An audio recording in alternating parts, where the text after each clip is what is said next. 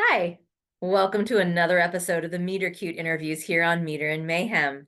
Today, I'll be chatting with Ohio Poet Laureate Kari Gunter-Seymour, whose work focuses on lifting up underrepresented voices, including incarcerated adults and women in recovery. Her collection, Alone in the House of My Heart, received the 2023 Book of the Year Award from American Book Fest. Her work has been featured at Verse Daily, World Literature Today, the New York Times, and Poem a Day.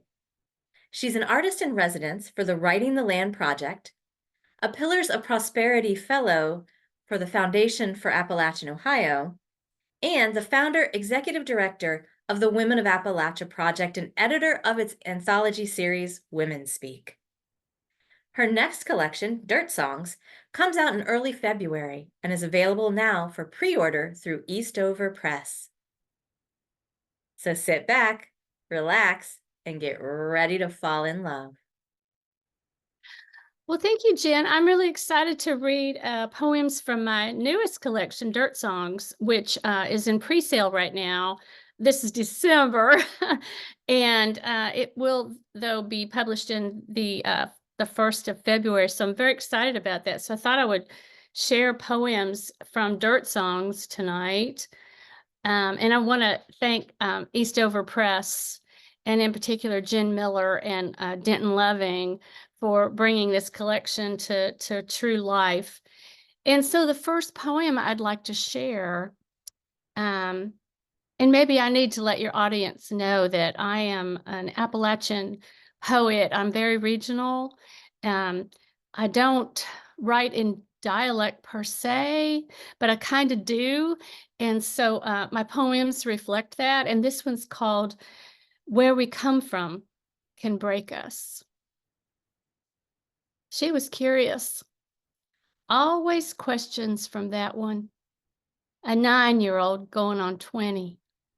Sneaking the backwoods to my back porch swing. Earless to her mama's played out rebukes. I was a new mother, alone more than was fit. The baby loved her singing, and she would brush my hair for hours, jawing tales about her made-up life. I often think of her hangdog eyes and heavy lashes. Hope she was able to save herself from that broke-down place. Who am I trying to kid? And that's such a heartbreaking one. You could really apply this to any environment, into the projects, instead of going through the backwoods, going through the back streets or in Haiti or even Ukraine, going through the back streets, or Haiti, going through the marshes, or the forests. I mean, it can be any poverty-stricken area in the country, but it happens to be rural where I come from. And so this book is a whole lot about growing up in rural America and kind of what that means to people. And so the next poem I'm going to read uh, carries on that theme. And I think a lot of people have questions about what happened in the 2016 election. And so I'm not going to say a whole lot more about it, because I hope the poem kind of speaks for itself. The only other thing I might mention is that the Poston mine disaster happened here in Athens County, where I'm from. And so it hits hard for us here, a mine disaster of this magnitude. And the poem is called I Can Explain. Here in the foothills, every story begins because somebody opens her mouth. My great aunt turned 90 this month. She can still recite all the names. 82 dead. Poston mine number 6, Millfield. My cousin weeps firsthand experience regarding Freedom Industries' gross negligence along the Elk River. It's no revelation that a lot of you blame us for our twang and Billy Ray Cyrus, for coal's carbon footprint, and make America great again. There's a kid with a mullet who lives near me whose pickup truck wields a giant Trump flag, so large he almost ran off the road, the flap obstructing his windshield. I saw him erecting it in the Piggly Wiggly, the parking lot, like he was doing the most patriotic thing ever. Listen, he's a good kid. Volunteers at the dog shelter, first one out to shovel on snow days. So much of this willfulness is dependent on generations having been born here, knowing for a fact that poverty is not a moral failing or the result of not working hard enough. His great-great-grandfather died at Poston Mine number 6, having volunteered an extra shift. His granddad in Vietnam. His father works 2 jobs and serves as deacon of the First Baptist Church. I don't know about you, but far beyond the sermon, it's the music that pulls me in. Those gospel sagas steeped in survival and hallelujah. God's hands all over you. I'll fly away, oh glory. I'll fly away. To touch another with what has touched ourselves. Isn't that the reason humans developed language? To build community. Words drawn from gesture and song, tales shared in caves or on some lonesome prairie. Under a gleaming night sky, overtures brimming with light and air. I can't help but think a lot of you have never learned to relish your breath or paused considerably to contemplate stars. Do unto others, we say. But you don't want to hear that story. And I really appreciate this poem so much. Even though I wrote it myself, I don't mean to sound Brigby, but I think it really does help tell the story of what's happening in rural America and how so many people feel like they've just been so left behind because they're working so hard. And that idea of the bootstrap myth is just such a misconception. And it's hurtful, and it's causing so many problems. So anyway, I share that as an educational piece as well as a storytelling aspect of it. And in Appalachia, as in most rural communities, we so highly value our elders. And it's important to us to lift them up and make it known that we think so highly of them and value what they have to give, no matter their age. And by give, I mean what they have to add to the conversation. Because they are so much wiser than we, yes. But there comes a point when they begin to leave us, and that's so hard.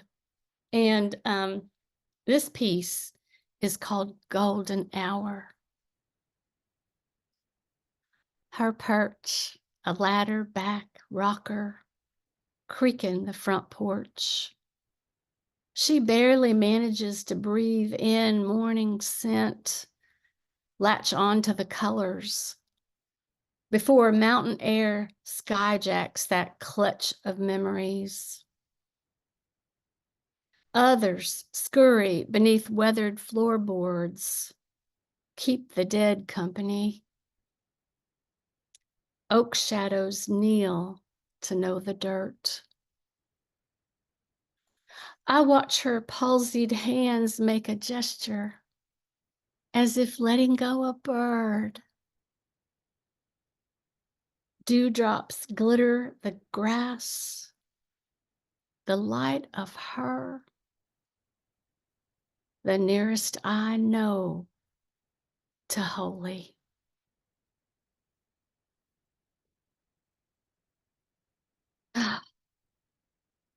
That is how we feel about our elderly. I know a lot of folks do, but in particular, rural and Appalachian folks do because we've had to count on them through many generations. Their skills, their knowledge, they were our encyclopedias before we had encyclopedias and way, way before anybody ever even dreamed of the internet. We had the elders, and that's who we counted on. When we needed to have that information that someone might have only had to use one time in their entire lifetime, and they've got that stored away. Um, so I'm going to just share one more with y'all tonight because this little book, Dirt Songs, has been such a joy to write and to share. As I'm starting to share it, I feel so privileged. And I grew up in Amesville, Ohio, which is not far from where I'm living now. And my um, grandparents owned the farm just right outside of Amesville. They had a huge farm, and my grandparents raised 7 children, got them all educated, kept them fed. Nobody died, and I just think it's amazing. I always say they had the equivalent of doctorates in horticulture and animal husbandry because, man, it's amazing when you think about what they did, what they accomplished, and all the land he owned, and it always was immaculate. Um, so anyway, this is called Amesville Girls. Amesville girls sip squirt soda from lime green, returnable glass bottles pulled ice cold from the chest cooler at Castler's Corner Grocery. Retrieve the dime, stuff it in the jukebox at Fanny's Family Diner. Dance. The bus stop or the sprinkler to AC/DC. Say words like whoosh and fixin' to go. Spit watermelon seeds good as the boys, swim naked in the creek, sneak out to sleep in the graveyard to be closer to their grannies, ink ballpoint tattoos on each other's biceps, wear fruity red lip gloss to softball practice, dream Guns N' Roses tour bus stops for lunch at the diner, and Slash or Duff McKagan kiss their cherry mouths, finger their buttons, white knight them away. Because, you know, when you live in a small town that's been pretty much forgotten by time and by everybody else in the country, all you can think about is getting out. And nowadays, a lot of us folks here in Appalachia, all we want to do is stay and make us stronger. And so this little book talks about a little bit of all of that and takes on some political stands. And I think I'll talk a little bit later about some of the poets that influenced me, and I can directly attribute to the writing in this little book, Dirt Songs from Eastover Press. So thank you, Jennifer, so much for allowing me to read some poems tonight. Thank you, Kari, for reading them. Wow. So you know this, but other folks might not, but that my family is also Appalachian and from just a couple counties over from Athens. And just listening to your poems, that line about sleeping out in the graveyard to be closer to their, I've cried. That was beautiful. We'll both be crying before the night's over because I'm gonna cry before I read the granny poem, the Golden Hour poem. I almost cried because we miss them so much. Yeah. Yep. I will. That's we're a mess. Yep. Yeah. And I just Yeah, I've had, workshops and things and just multiple people telling me to, like, stop writing about my granny. I'm like, "Never. No, I will never do that. I'm gonna do this forever."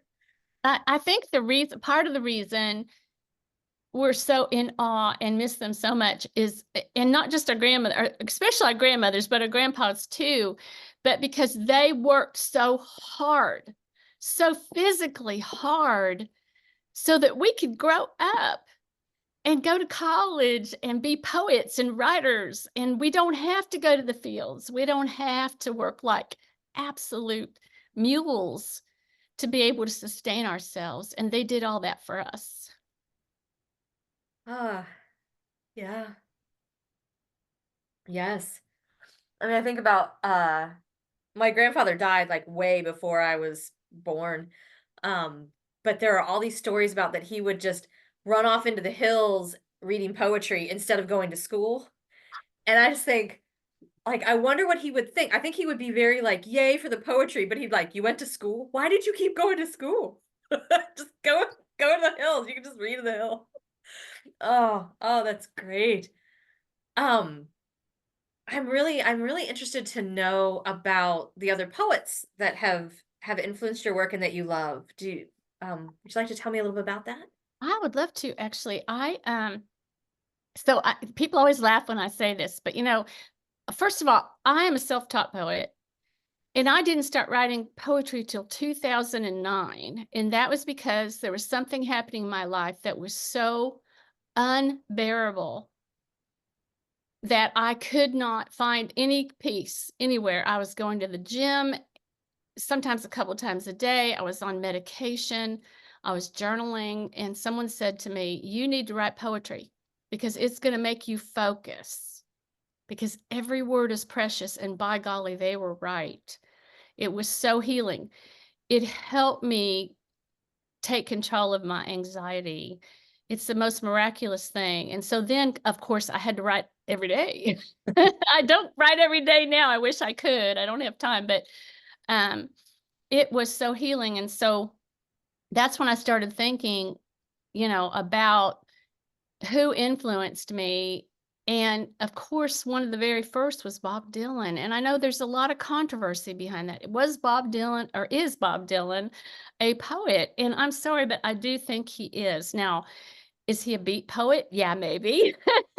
Is he the kind of poet that we hear a whole lot of? Maybe not, but we don't rhyme a lot of us don't rhyme our poems anymore, but, the man can write, okay? Let's just say he can write and go on, and the thing that I love the best about him is his stories, okay? So that's where I realized I was starting to get the ear, very early on. I remember hearing Bob Dylan when I was in grade school, my older sister, um, and so I really took note of the influence without realizing it that he had on my life.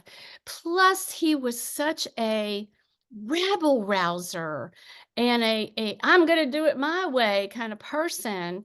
And I really that really appealed to me as well. I grew up in a family with a bipolar mother and a World War II veteran father, and it could be difficult. And I had to be strong, and I had to be a rabble rouser myself. And so it was really nice to have a little Bob Dylan every now and then to to help see me through that.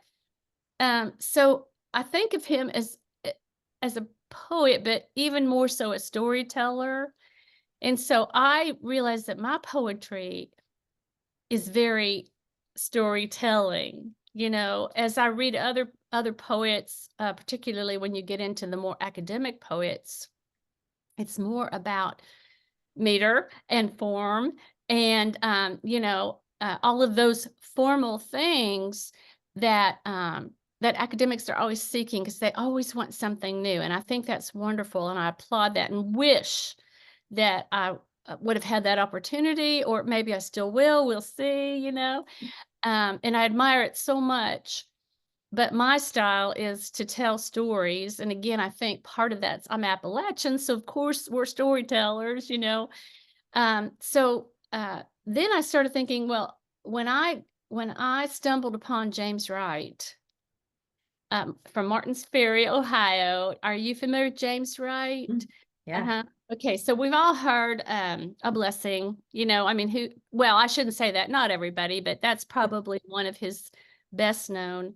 Um, but I kept coming upon his poetry, and then I had to buy some of his books, and then I found this huge tome of the complete works of James Wright. And anybody who's a James Wright fan, I say, oh, go get you this book, because it's just wonderful, and so many amazing.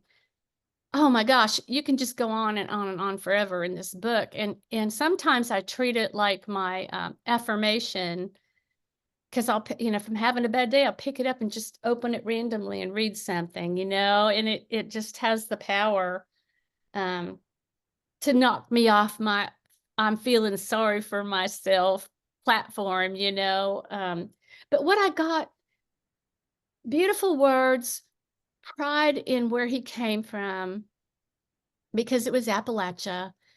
Um, small town boy making it big, getting out, getting himself up and out and back.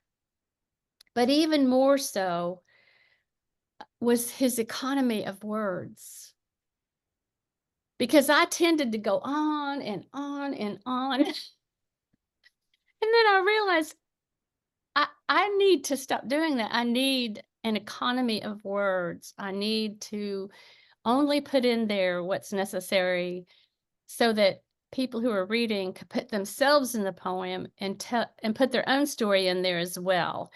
And that's what James Wright helped me see, is that I needed to be more economic with my words, and way more picky with each and every word, because it seems to me that he finds the perfect word for every single word in each of his pieces. And so that's what James Wright did for me, as well as giving me pride in place, and pride of coming from a rural environment, and from a state that I love. Ohio, don't get me wrong, but for a long time, Ohio overlooked the southern part of the state, and kind of let things get pretty bad down here.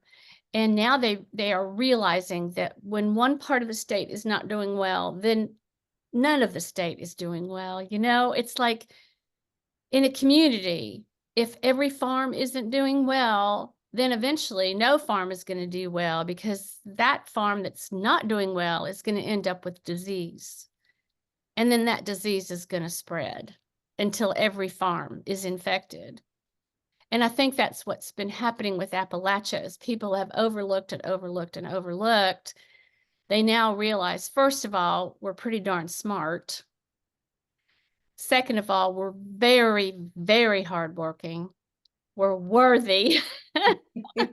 We're not undereducated, overfed, and undergroomed. If we're undergroomed, it's because we've been outside in the fields or the gardens, and we just haven't had a chance to spiffy it yet. But catch us on Sunday, you'll see. And so James Wright gave me all that, pride in place, pride of where I come from. Now the next one is Ross Gay. So we're moving forward in time, of course, as I'm giving you these names. And I haven't read Ross Gay all that long. I mean, it's been I don't know, a handful of years, a little more. Immediately, just absolutely fell in love with A Small Needful Fact. When I stumbled upon that poem, A Small Needful Fact, not only did I go to my knees, literally, because it was so beautifully, and so the ending was so powerful, and put me right where I needed to be as a white woman in this country, who should be fighting harder for civil rights and for equality and equal justice. And I realized he had done it so quietly and so eloquently and so beautifully that I could not possibly be upset in any way with anybody except myself. Mm. And of course, the powers that be that put their hand, the chokehold on him. And so I realized activism. Activism. This is how you do activism and make it work, make it powerful so that nobody can deny it, so that nobody cannot read it. It seemed to me absolute perfection. And I'm sure Ross Gay's getting the biggest big old head, but no, he's not, because he's just not that kind of person. He's from Youngstown, Ohio. And Karen Schubert, who is the director of Lit Youngstown in Youngstown, Ohio, an arts organization there, nonprofit, told the story about going to the local coffee shop and looking up and saying, "Oh, that looks just like Ross Gay." And it was. And so, he really, I had the opportunity to interview him for the Ohioana Book Festival, and he's just the kindest, most down-to-earth person, and really is a rock star in the poetry world, and you would seriously never know it as far as his behavior toward others, and so essentially, on top of the same things that I found in others, as far as, selecting incredible words and telling amazing, amazing stories, it was that layer of activism. And I find that in a lot of his poems, even if they're not about activism, you'll find a little something in there that kind of is, which I love, because as a man of color in this country, what else can he do, we all need to be banding together to fight that good fight, and he is trying to lead the way if we'll just join in. And at the very least, just read his poems whenever we go somewhere, read one of his poems and talk about him and others who are doing that really good work, to bring awareness and education. And of course, we wish they didn't have to, but um, and then last but not least, and of course I could go on and on and on, but I tried to think, of these, so I wouldn't be here all night with you having to, edit, edit, edit. But the last one is Joe Carson. And my friend Sherelle Weigel shared this book with me. You can see it's dog-eared from both of us reading through it. And she does a lot with dialect and voice. And she talks so much about nature and what we've done to nature, and especially, in Appalachia. And so that's when I realized how important voice is. I mean, I already knew it, because without even knowing it, again, being self-taught, I was writing what I know and coming from the place I'm from and the voices I've heard since I was born. But what she did is reinforce. I don't have to drop my G's. It doesn't have to be going fishing, you know. But every now and then I want to share that, yeah, my grandmother did say wash and boosh and poosh and fixin' to go and youngins and y'all and youans. And every one of those words is endearing to me. And every now and then I get a chance to use them. But more importantly, I think everyone would agree that there is a voice in my poems, and that voice is rural. At least I hope that's true. Again, I'm not trying to get briggity, but that's what I strive for, is the kind of stuff that Joe Carson gave us. And she was a forward moving person. She really kind of set a standard here by producing and getting this book published, to say it's okay to do that. It's really okay to do that, as far as a woman in the field. And so, we of course know of James Still and so many others that were just writing beautiful poems all through the years. But Joe Carson really influenced me, and she was also a storyteller. So again, I just really feel like these four poets have been really influential to me, as well as so many contemporary and those that you and I have the glory and luxury to hang out with every now and again and come together in fellowship. So I could name 25 of them probably right now. Yep, I know that. Yeah. And I think that's one of the things. I went to the Appalachian Studies Association conference for the first time this past year, and the amount of poetry, I I was not used to being at an academic conference that also had so much poetry, right? Unless it was a specific writing conference. It was ah, that it was beautiful. It was wonderful to get to hear everybody. Um, I'm not familiar with Joe Carson's work. Where is she from? Oh, I'm afraid you were going to ask me that. Let's look and see if it Uh, says, because she's going to have a bio here. Isn't that funny that I would just say, well, here, I don't know. She works in Johnson City, Tennessee. That's what I was going to say. I think it was Tennessee, and it is. It's Johnson City, where you will find Thomas Allen Holmes and Lacey. Oh, help me.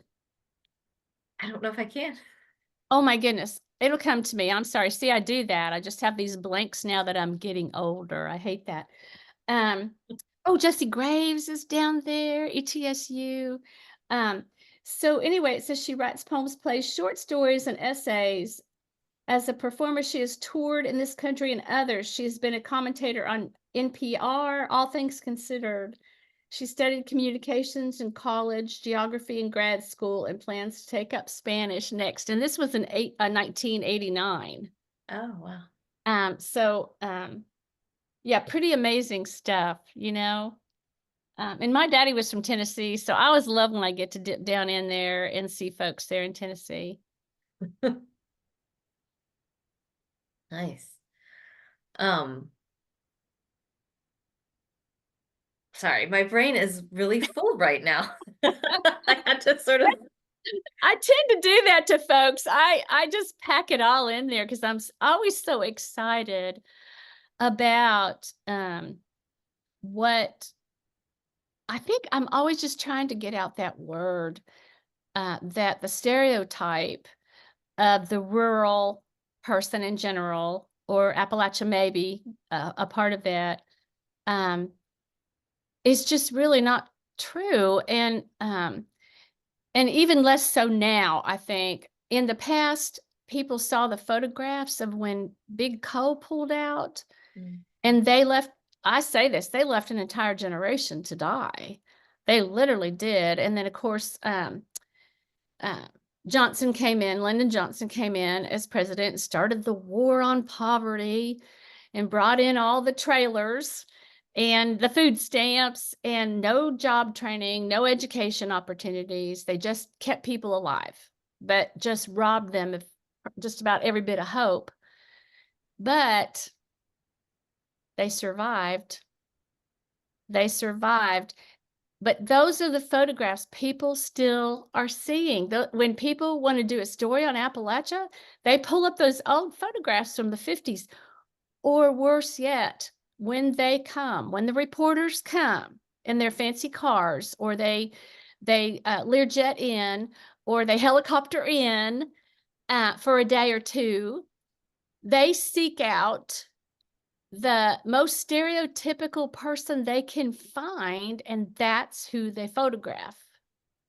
They don't go in search of the real story. They go in search of the same old story. Yeah. And I think that's what so many of us are trying to do, is to say, if you're going to cover Appalachia, you got to come and sit for a spell. You can't figure us out in 2 or 3 days. And you just, one story is not going to tell the story of Appalachia. It just never, ever will. I think that's why some of our novelists, a couple in particular, have gotten so much heat, is because they tried to say, this is the story. Here's this bootstrap myth I'm going to give you. And this is why I did so good and nobody else can do it. Because I know how to do it and nobody else does. If they'd follow me, they'd be okay. And that's kind of why there's been trouble.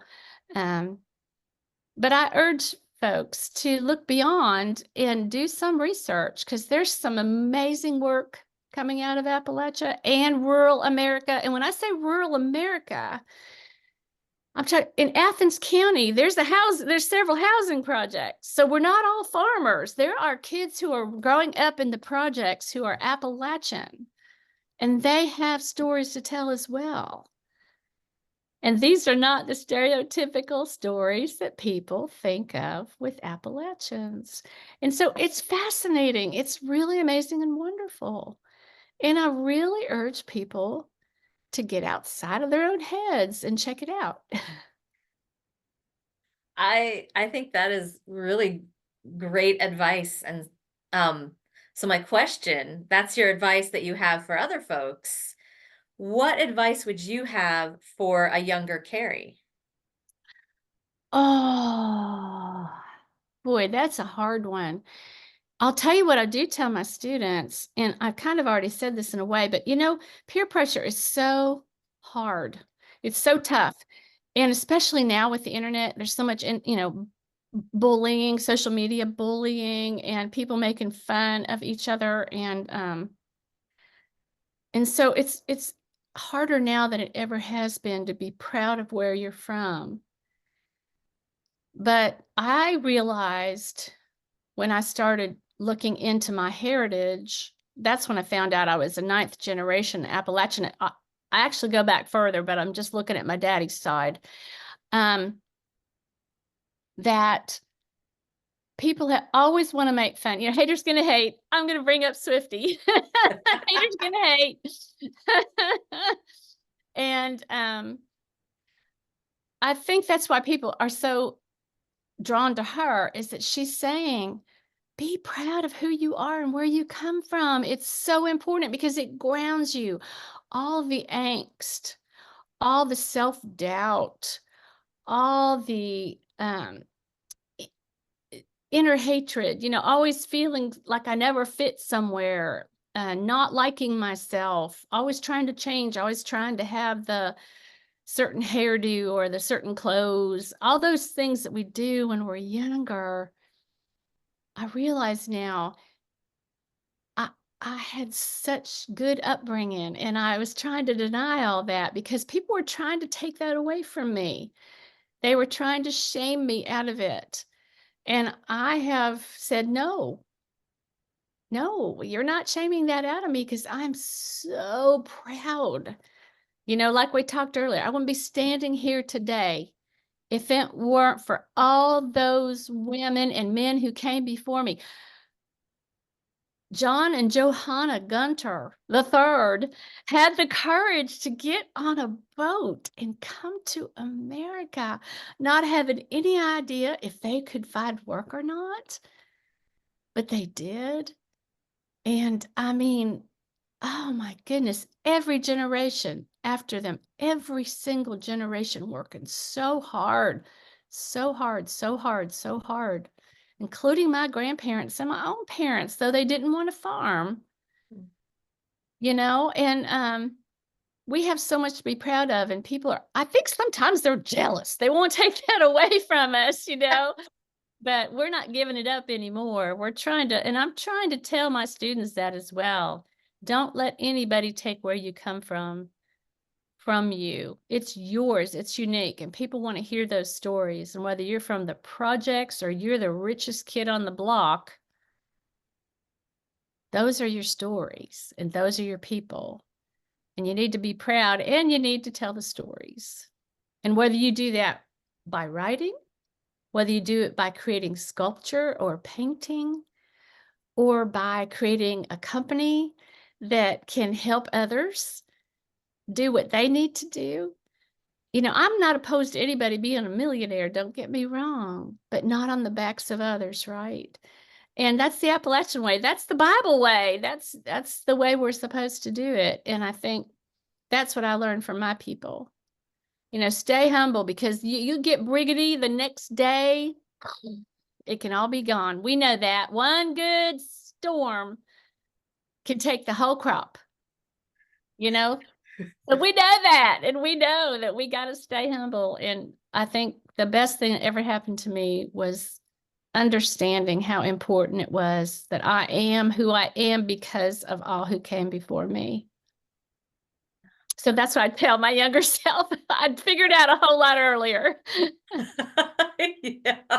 That, what you were saying reminds me of something um, that my granny used to say, not to my generation, but apparently used to say it to my father's generation, and then they would kind of tell on her about it. But she would tell them, like when they were getting ready to go out or anything, just remember, you're no better than anybody else. Oh, love And, that. and which Those are words. they kind of took to mean maybe we are better than other people, and she's just trying to calm us down. But yeah, so that I, just what you were saying, that fits right with what Granny used to tell her kids. I love that because it's really kind of words to live by. You know, really, you're no better than anybody else, and nobody else is any better than you might add to it, you know. Yeah. Yeah, if only we could, you know, we try to teach our little children that. We really do. You know, we start out with those very, very good intentions. And then that rat race kicks in, and, you know, it's like more, more, more. And oh, it's so draining and tiring and defeating. Yes. Yeah. I man, I I think about all of the poems that I've written, just trying to find people who would understand them, and getting responses from people who, like, that it was okay to write about Appalachia, but you had to write about it in a certain way. Like it had to fit. It's kind of like what you were saying about the journalists who, fly in, find what fits what they want already, and then get out. And I feel like that's what some people who are helping younger poets try to get them to do with their own poem. Like, ignore your own experiences, give us the experience we expect to see from you. Mm-hmm. Um, Mm-hmm. I think you're right about that, Jen. It's very hard. And I don't know, navigating the world these days is so, I mean, I admire our young people for even being willing to get up each morning and face it because it's a yeah. lot. It's such a lot. I have a friend who's a guidance counselor that says, you know, technology has become almost an addiction for kids. And in that sense, very detrimental. Um, and so we're losing our socialization skills in our young people. And I think knowing that the skill of writing and communication is so important. And that's another thing I tell my students. If you're shy and you can't talk to people, you still need to be able to write and communicate clearly through your writing what you're feeling and what your intentions are and what you need, because that's the only way to navigate life. You don't have to be loud, but you have to be able to articulate exactly what it is you're trying to say. Um, and I see young people responding to that. I do. And especially using poetry as a way to do exactly that, to be able to voice their opinions and their feelings from a narrator point of view. It's not me, it's the narrator. Not Right. about me. This is somebody I know, or this is something I heard, and that's all good. That's fine. It's absolutely fine. In fact, it's often encouraged to write in that way, to write from your own heart, but you don't have to say it's your heart. You can simply say, I met someone, or someone in my family, or whatever. And it's a great way to learn those skills. It is a skill. Communication is a skill, and we all can have it, but we have to develop it. Hmm. Speaking of young people and developing their voices and things, what do you think that younger Carrie would say to you? What would her voice say to you now? Oh my. She'd probably say, "You're still so dramatic." My mama always said that to me. She was like, "You're such a drama queen. Cut it out. You're such a drama queen." But she was right, and I am. I'm so dramatic. I take everything so deeply in, and I try to put it out as deeply. So I think that's probably what she would say is, "Oh my gosh, you're still doing that." You'd say, yes, and it's serving me very well. Thank you. I guess I just don't know any other way to do it, you know? You have to have passion for things, and, I do have a lot of passion for this gift. I feel like it's a gift because, like I said, I haven't been writing that long. I know people who've been writing since they were very young, teens even, um, and I've been so fortunate, and I do, I feel like it's a gift I was given, and these are my elder years, and I'm just couldn't be more pleased to be able to do this. Um, and hopefully we'll be able to do it a bit longer. One never knows. That is true. Well, I really appreciate you coming and sharing your gift and your passion with me today. Thank you so much, Kari. Oh, it was such a joy and to see you. And Jen, I just love everything you do. And I'm so glad you're part of the Women of Appalachia project. And it was just a joy to have you included in, I thought I heard a cardinal sing, Ohio's Appalachian Voices. And hopefully we're going to see each other at the ASA conference in North Carolina this year, I hope. We should. I'm doing a panel on actually it's a reading on grannies. Yeah. So yeah. And I'm trying to for the fall put together some sort of virtual readings where people read poems about grannies also. So I may be hitting you up for some of that. So because I would I love the stuff you've got. Well, I would love doing that because I've got the granny poems, that's for sure. So, and congratulations. I understand you have a granny, actual whole collection of granny poems coming up. So I'm very excited to read that. I do. Yeah, and one of the poems is from the Women Speak anthology that's coming out that you edited. So, the one where the kids are tying themselves to the back of a school bus and getting swung around. So, Love it. And that's what I love. We're finding each other. We women who are from, the rural communities are starting to find each other and find such joy in getting to know each other and sharing our work. And I'm so pleased about that. It's kind of like it used to be when the women would gather at the Grange Hall, and share recipes and whatnot. We're just doing it on a bigger geographical scale. A little bit of technology thrown in. yes, yes, we are. Wow, that was fun. Even if I did cry a little bit, right? What are a few tears between friends? Thanks for stopping by.